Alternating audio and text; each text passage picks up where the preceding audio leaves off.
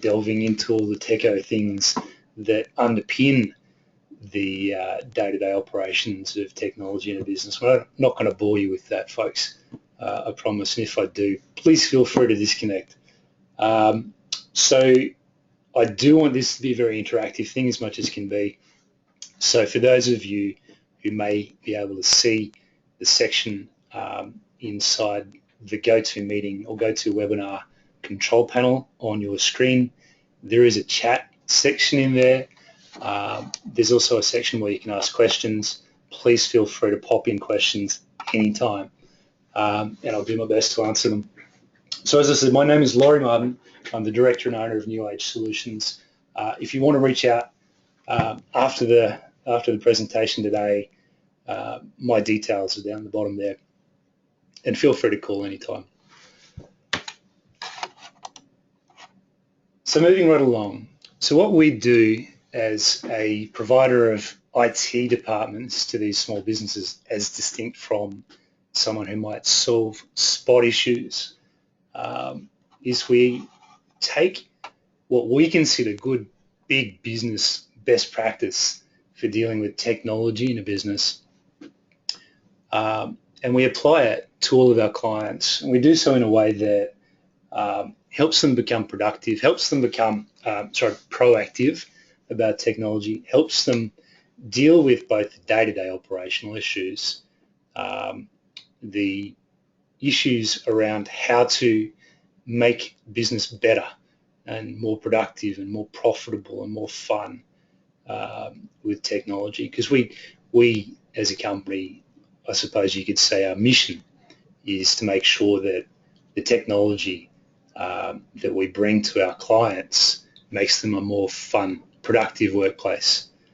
And so there's those 6 key areas that we do that with our particular business, and we'll be delving in more of the into more of the strategic stuff today. But those things are essentially where we split our operations. So this particular approach we take to providing that sort of big business IT department to businesses both big and small is split 5 ways. So we look to set out strategy. We look to design how to execute on that strategy, as in to actually bring it to life. As a company, we will supply and we'll build and we'll go on to produce solutions for our customers. We'll then deploy them and we'll operate them. So it's fair to say we act as the one butt to kick for businesses in terms of their technology. So why technology? Well, I suppose there's 2 categories of businesses out there in terms of their use of technology. One is the firm that, or the company that adopts it accidentally, by which I mean there's not a lot of forethought or planning or strategic insight to what they bring technology-wise to business. They might rely on a couple of very key decisions to use certain products to manage their inventory systems, for instance, or to record the details of their customers to give them a little bit of a boost with technology. What we like to think is that if you do your planning correctly and you engage the right people both within your business and outside of it, you'll end up being able to deliver more comparatively compared to, say, your competitors than you would be able to do if you just put people to the same tasks. Sometimes those things won't even be possible without technology. For instance, being present in a different market than where you geographically operate or have your office. We're talking about things like points of sale for your products, where you want to be able to be present in a market where you don't have an office or you don't have a shop front. The lion's share of commerce today is done without people physically meeting up or being in the process of handing over cash. It's done using technology, and so we feel only fitting that businesses of all sizes treat technology as a first-class citizen for that reason.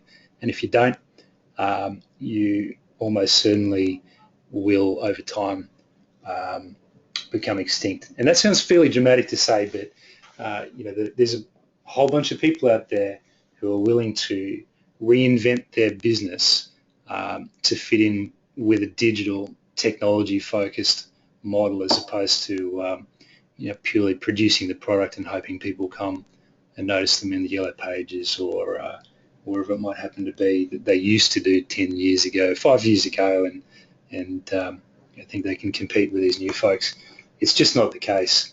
So, we feel it's absolutely imperative to deal with technology as a first-class citizen in your business. So how do you start with that? Well, I think one of the hardest lessons I've learned, perhaps being a bit of a technocrat at heart, is that it's absolutely to your benefit to surround yourself with people that know everything better than you do. And do the things that you know that you can do a competent job of. For instance, the thing that drives your business. In the case of business owners, you might be closer to understanding and being motivated to deliver on the purpose of your business than anyone else around you. Hopefully you are. So for everything else, for instance, the operational issues, for instance, bookkeeping, sales, there's already a very well-established model, would you say, and precedent for outsourcing these things. We feel that you should either partner with via outsourcing or bring in-house someone who knows technology, so IT, better than you do and potentially better than you have time to do. Now this is a problem in a lot of ways because unlike a lot of industries, technology doesn't produce a product that you can quickly look at and say, yeah, look, this looks great. I'd like one of these because you can physically see it in front of you. It's not like architecture where you've got a building that you've built and you show it to a client and they say, great, yeah, I'd like one of them. That looks great. Technology for a lot of people is completely confronting. There's no way to understand its effectiveness until you've seen the result of, for instance, some dramas you might see in your business or in not being able to reach out to people that you need to do a transaction. So we feel that it's an absolute imperative to take time to build trust with someone who you can treat as your go-to person to deal with both the planning of technology in your business and the execution. It's absolutely critical to tie these two things together. You can't have someone, I feel, in your business who's responsible of setting strategy or helping you set your strategy without having them also responsible for dealing with the operational issues. So that's the support issues and so forth that you might come up against from a day-to-day standpoint. This person or people that you bring in to treat as a partner, they have to understand what drives your business. And they can't just be a casual blow-in that comes into to a meeting every now and then and wants to sell you something. They have to be a strategic contributor to your operational and day-to-day business. And yeah, we feel that these people should be responsible for the operational issues because more often than not, the operational issues tell you that you've got a problem with your strategy. There are early warnings to bigger picture issues, and if you're not necessarily clear on where technology is helping or hindering, you're not going to be able to draw parallels between the two things. So don'ts with partners. Don't treat them as a firefighter. As I say, they certainly help with day-to-day issues. But like I said before, operational issues, they're often the tail end of bad or failing strategic decisions. And these things, usually when you've made a bad strategic decision, they're not going to come to dramatic conclusions quickly. They're usually going to fail slowly, and people will get fed up with the slow computers, or the system that needs a lot of manual effort to prop up, or the inability to work in the places they need to work. You need someone who knows technology and also has an ear to what's going on in the business, to get a sense of how well or how poorly technology is supporting you.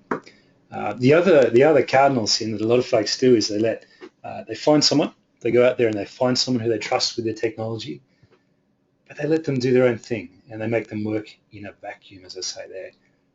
It's absolutely imperative that today you treat technology as a first-class citizen in your business. And that means making sure that you give the people that you trust with your technology strategy quality time, so they can help you understand in common sense terms what it is that they're up to and what it is that you should be doing. Technology isn't something to be afraid of. With the right people acting as your advocate with technology. And it may seem a little obvious, but don't be afraid to ask questions of these people. Ultimately what technology is here to do is to make it possible to do things without having to engage people to execute the same sort of things, or to get an efficiency gain through using technology instead of people. And so you need someone who's aware of what technology can be for you in your business, in order to be able to say that you're on top of things. So partner up and plan IT out.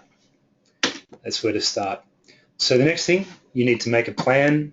You need to keep it alive with your technology partner's help. That means if you do quarterly or half yearly or annual business planning, treat technology as a way to enact the process or the strategic initiatives that you come up with in that planning session. Now, it's not to say that you can't just put in place the fundamentals, the Word, the Excel, you make sure you're all using Windows and you have the right sort of computers where you need to do business. That's fine, but we want to make sure that your business strategy lines up with the technology that you maintain in your business. Now, one key thing that people miss with technology is that it's really in your business to bring to life business processes. So that's to say, if you're collecting information on clients and you're writing it into some form of system, you're doing it so that you can bring some process to life, such as delivery of an order that they pop into your business, such as sending out an invoice, such as making sure that you build a product ready to go and deliver to people. The technology is there to make this happen. It's not necessarily going to have any purpose in your business without process. People miss that process should drive this technology, and oftentimes we find situations where people have brought in a particular type of system and they've weaved their own processes around that, and they're dealing with the inefficiencies of the product and complaining about the product and not necessarily taking on that ultimately the product that you use and the technology that you use should be something that brings the process that produces your product to life. So map them out, map these processes out. It's the easiest way to figure out, or to have your technology partner look at figuring out ways to make you more efficient. 9 times out of 10, when we go through the process of mapping out these processes, it's a bit of a surprise to people how things actually work. Process becomes unless it's deliberately formed and regularly reviewed, it becomes something that exists in the day-to-day habits of staff. It's not necessarily something that's the property of the business. We feel that not only should it be the property of the business, but the systems that bring it to life should be something that everyone feels is a valid way to bring that process to life and actually adds value to your business. So you need to make sure that you map out your business processes, work out where your technology supports them, where it doesn't, and help with the help of your technology partner where it could. Now, I'll put a big asterisk next to this and say could is more of a vision piece where you need the right person with the right commercial nous who knows your industry perhaps, who isn't blinded by the marketing spin, isn't necessarily partisan to any particular product, who can say, okay, well, I can see that you're doing this in your business. What about if we did that?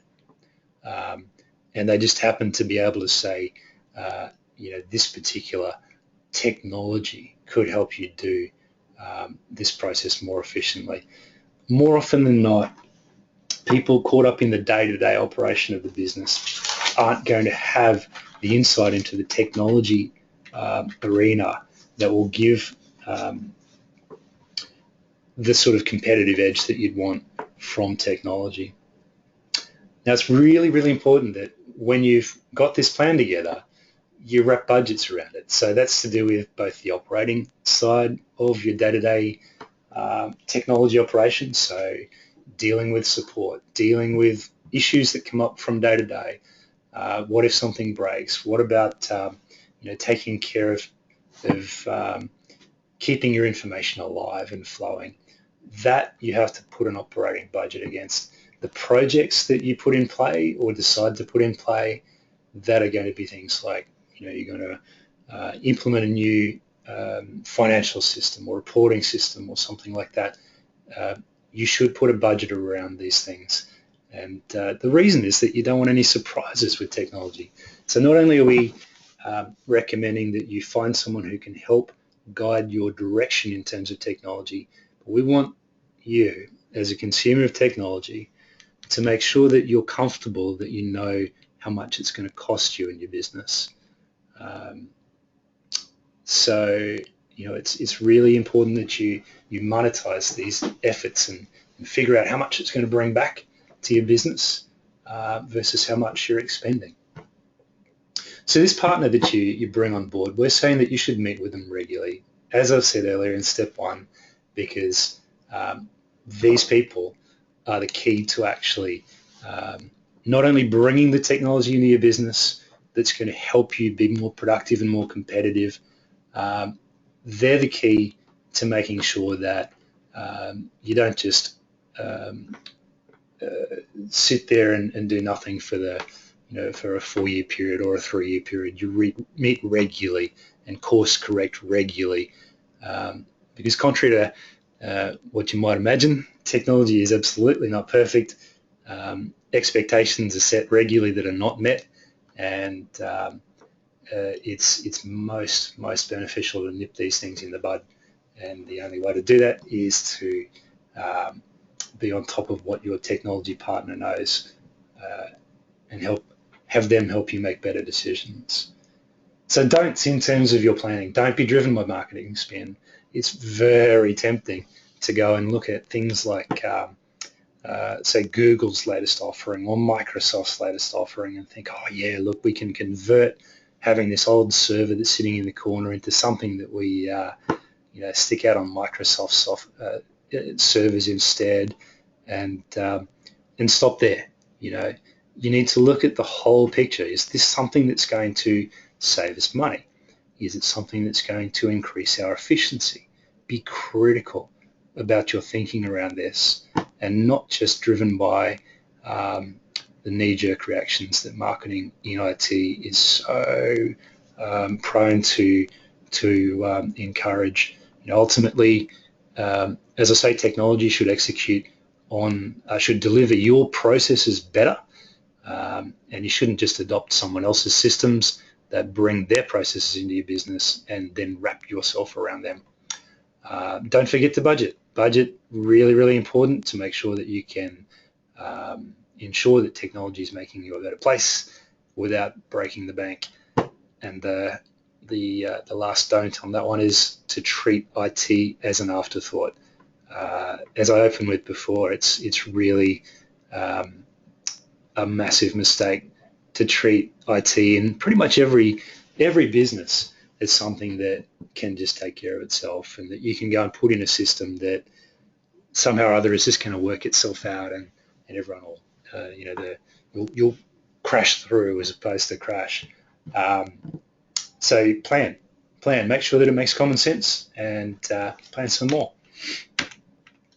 Now, number 3, this is something I think is absolutely imperative. You need to make sure that the people in your business are your sanity check.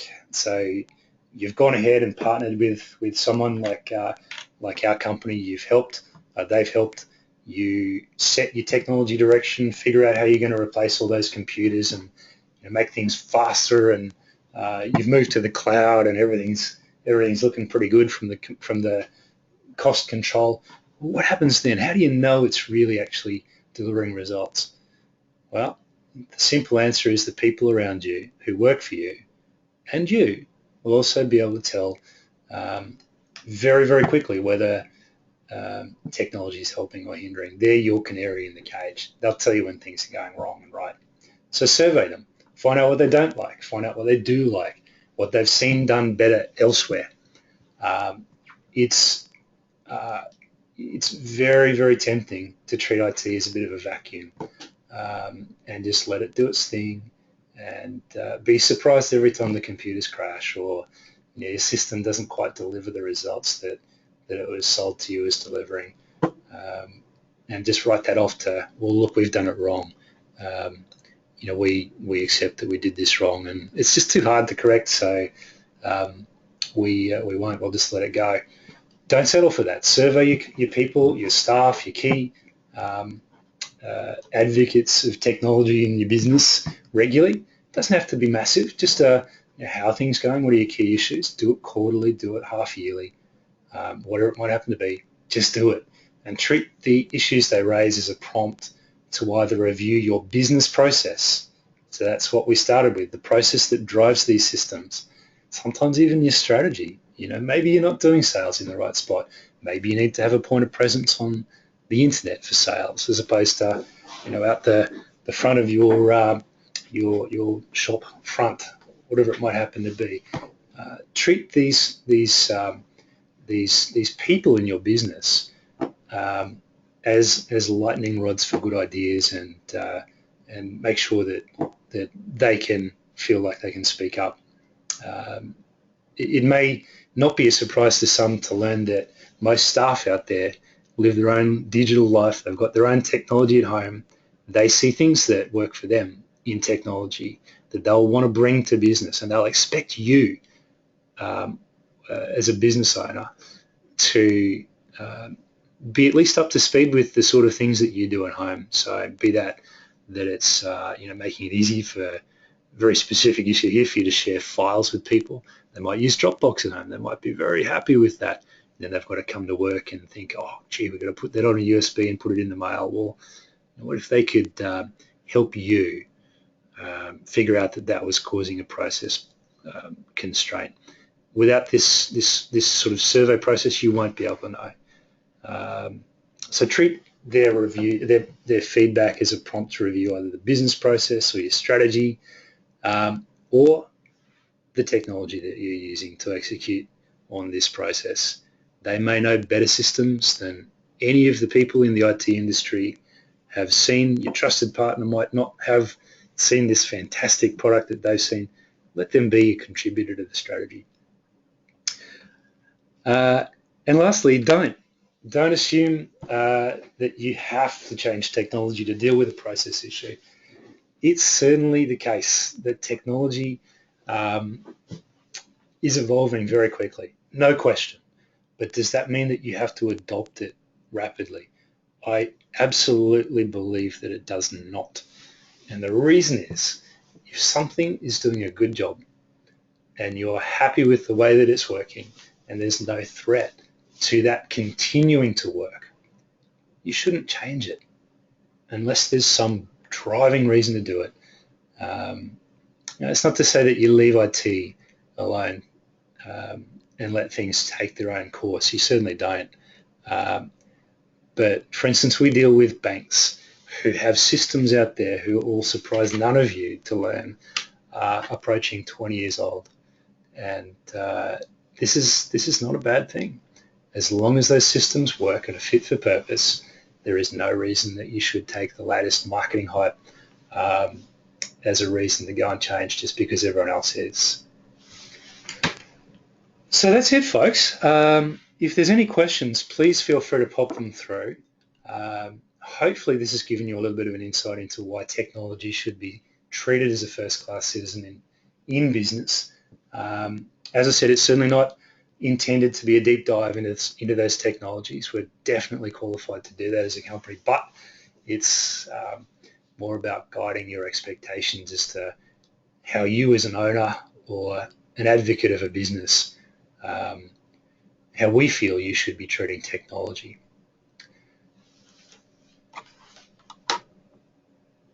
So thank you everyone for coming along today, and Bridget will be taking care of converting this into a YouTube video, which we'll post a link out to shortly.